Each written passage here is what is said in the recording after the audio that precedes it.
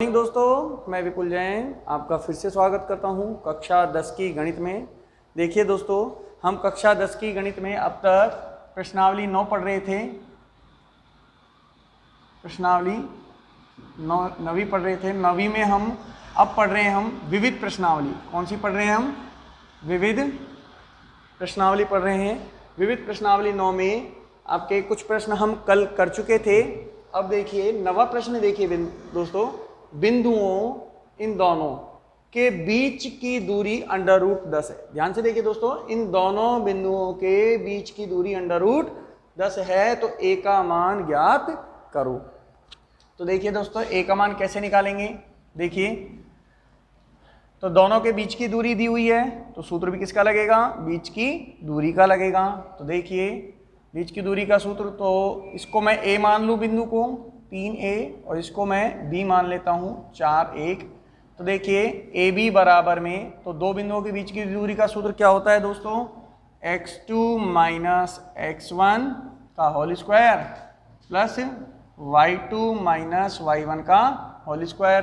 तो फॉर्मूले में मान रखें दोस्तों, a पहले नंबर पर है तो ये x1 y1 हो जाएगा, b दूसरे नंबर पर है तो ये x2 y2 हो जाएगा। तो ध्यान से देखिए दोस्तों, ए बी बराबर में x2 माइनस x1 मतलब 4 माइनस 3 का whole square plus y2 minus y1 मतलब 1 माइनस a का होल स्क्वायर।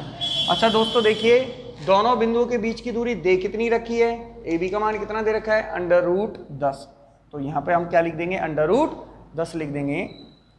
अब इसको हल करें दोस्तों। देखिए अंडर रूट 10 बराबर में 4 में से 3 गया तो 1 का स्क्वायर प्लस, अब इसका a माइनस बी के होल स्क्वायर से सूत्र खोलें, a का स्क्वायर प्लस b का स्क्वायर होता है ना, मतलब a का स्क्वायर माइनस 2ab मतलब 2 गुणा 1 गुणा a। ठीक है दोस्तों। अब देखिए दोस्तों, अंडर रूट 10 बराबर अंडर रूट, देखिए 1 का स्क्वायर 1 का स्क्वायर 1, तो टोटल कितना आया? 2 प्लस a का स्क्वायर माइनस 2 गुणा 1 2, फिर गुणा a करेंगे तो 2a। देखिए दोस्तों, अब ये आगे हल नहीं हो पा रहा। कारण क्या है? क्योंकि अंडर रूट लगा हुआ है। तो इसके लिए हमें क्या करना पड़ेगा? हल करने के लिए क्या करना पड़ेगा? हमें अंडर रूट हटाना होगा। और एक बात ध्यान रखिए दोस्तों, जब कभी भी अंडर रूट लगा हुआ हो और हमें हटाना हो तो हमेशा क्या करते हैं? वर्ग करते हैं। क्या करते हैं दोस्तों? वर्ग करते हैं। तो हम क्या करेंगे? दोनों तरफ वर्ग करने पर, दोनों तरफ वर्ग कर दें तो यहां से भी रूट, देखो ये वर्ग कर दिया, और यहां पर भी हम क्या करेंगे? वर्ग करेंगे।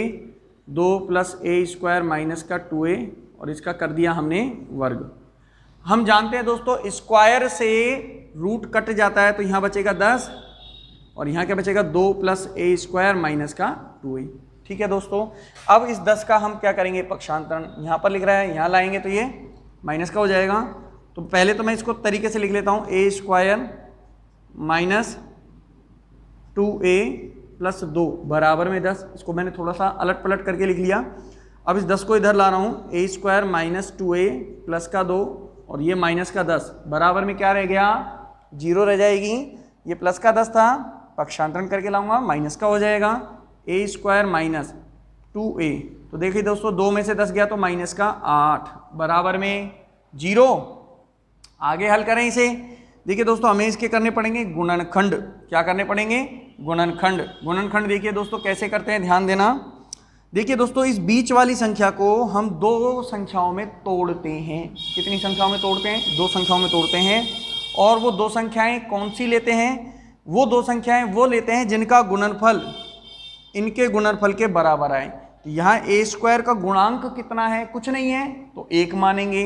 और यहाँ अचर पद कितना है? 8। तो दोनों संख्याओं का गुणनफल कितना आना चाहिए? 1 गुणा 8 आना चाहिए। कितना आना चाहिए? 1 गुणा 8 मतलब 8 आना चाहिए।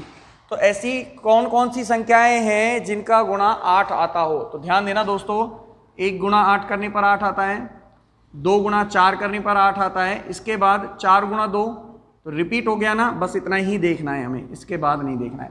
देखिए दोस्तों, अब इन दोनों को चेक करेंगे हम, किनको जोड़ने या घटाने पर 2 आता है। देखिए 8 और 1, 2 संख्याएं मिल गई, एक तो 1 है और एक 8 है। तो क्या देखिए, इनको जोड़ने पर 2 आ रहा है, नहीं आ रहा।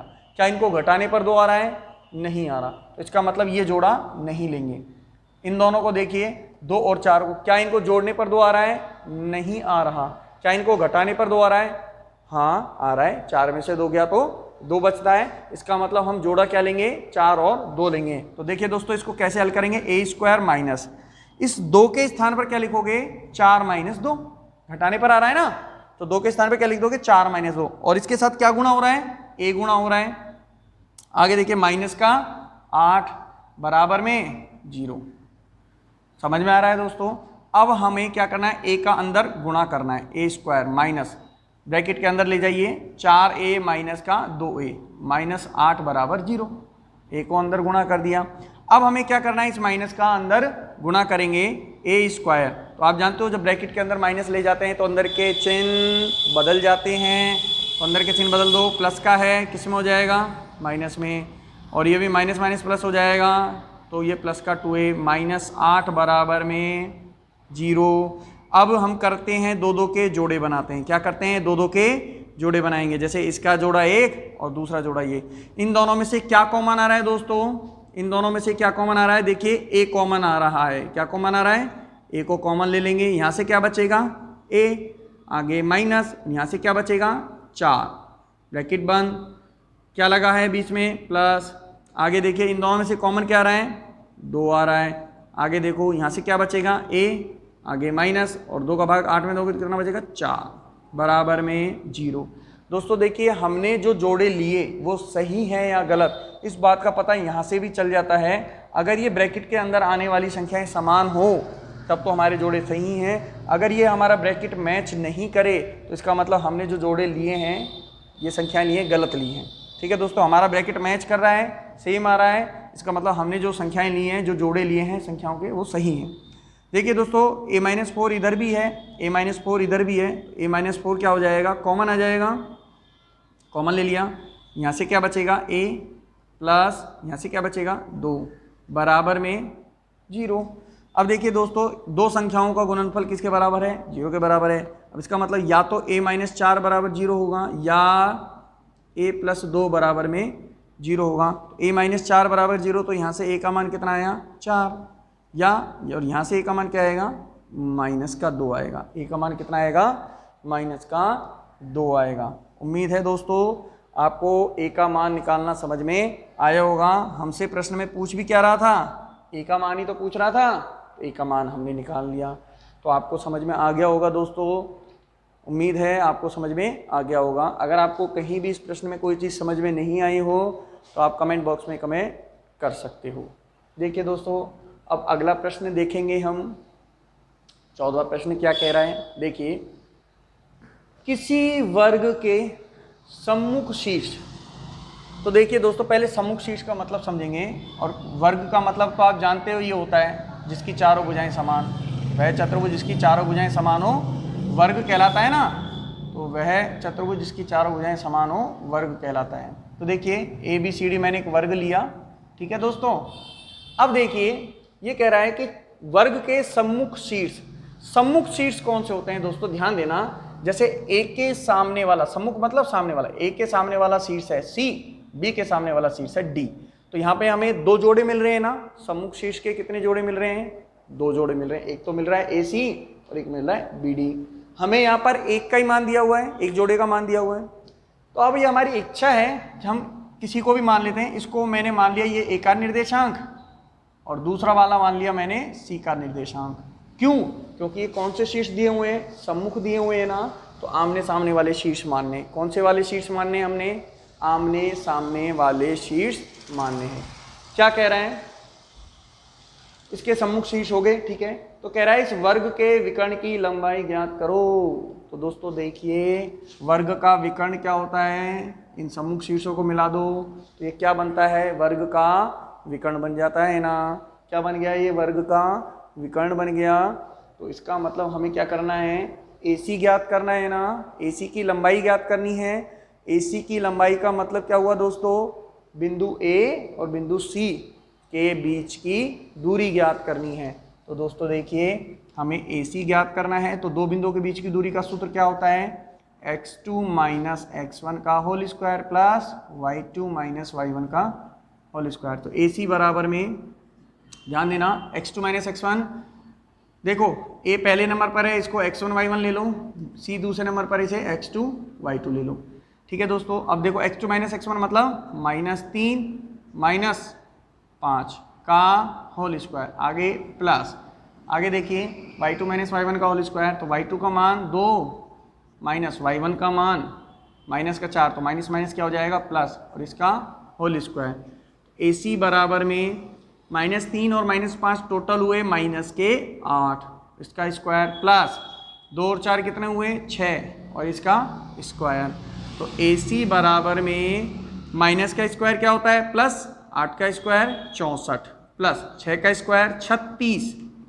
तो AC बराबर में 64 और 36 100 हो गए, और 100 का वर्गमूल कितना होता है दोस्तों 10 का ही।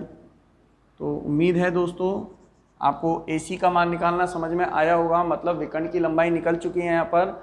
तो मुझे उम्मीद है आपको ये प्रश्न बहुत अच्छे से समझ में आया होगा। वर्ग के सम्मुख शीर्ष का मतलब होता है विकर्ण के शीर्ष, ध्यान रखना दोस्तों, वर्ग के सम्मुख शीर्ष का मतलब क्या होता है विकर्ण के शीर्ष। इसके सामने वाला शीर्ष ये है, इसके सामने वाला शीर्ष ये है। आप ये ना सोचे कि हमने ये इन्हीं को ही क्यों माना, आप ये भी ले सकते थे, आप दोनों शीर्ष इनको भी ले सकते थे, चाहे इनको लो चाहे इनको लो, ये आपकी मर्जी के ऊपर है, आपकी चॉइस है। तो एक बार आप इसका स्क्रीनशॉट ले लीजिए दोस्तों।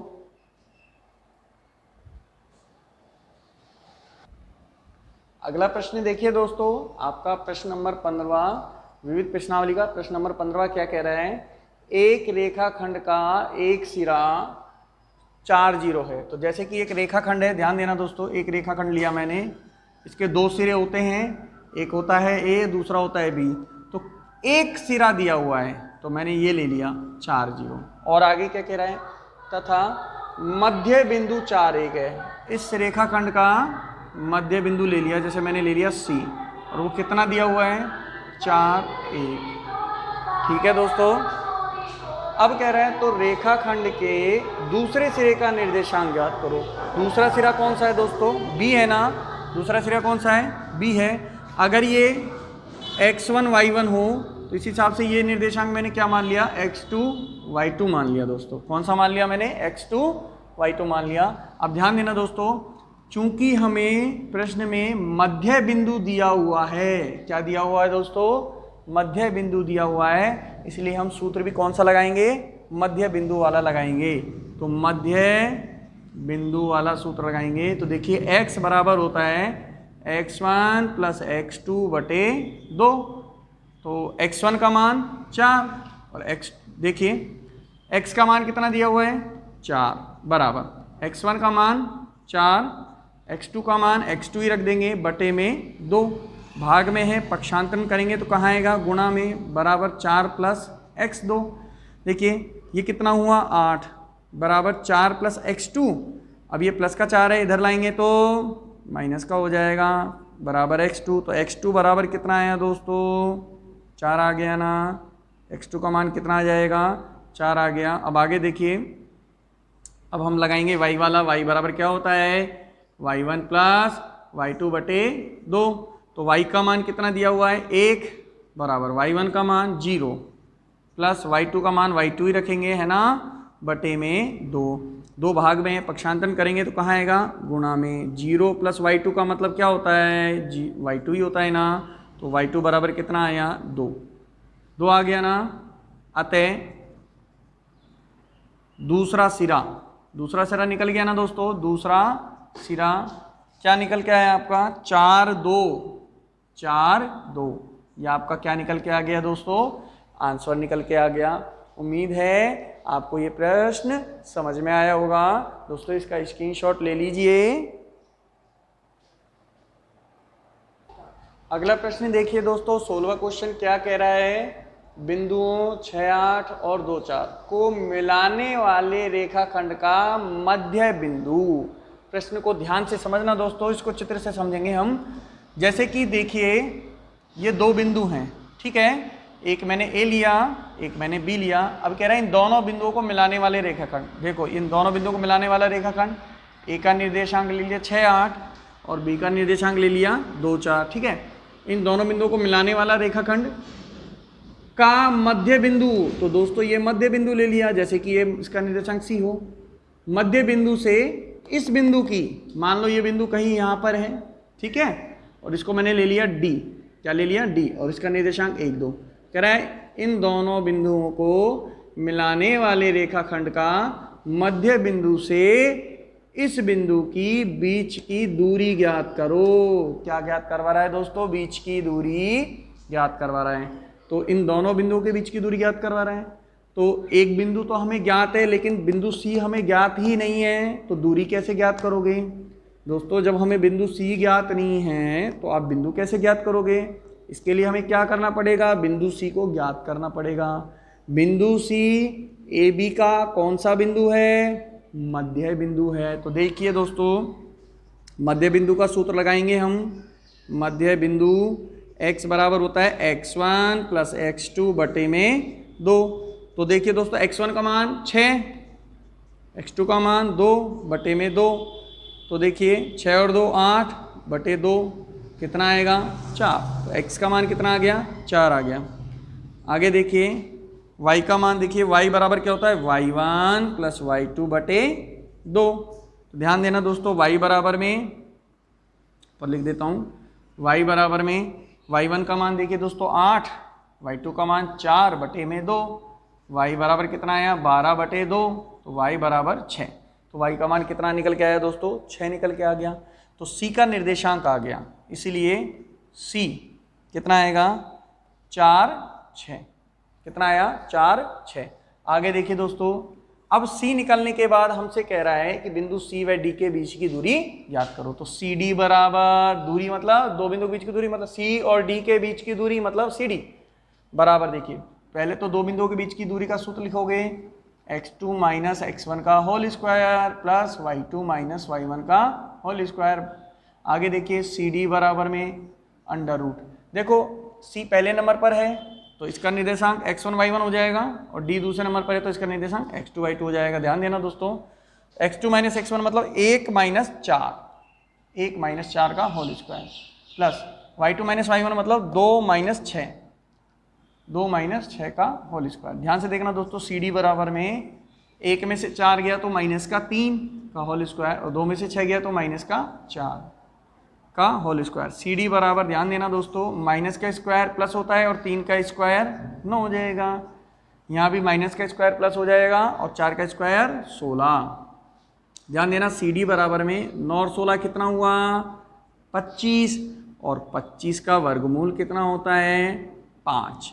तो देखिए दोस्तों, हमसे प्रश्न में क्या कह रहा था? बीच की दूरी याद करनी है, तो बीच की दूरी आ गई 5।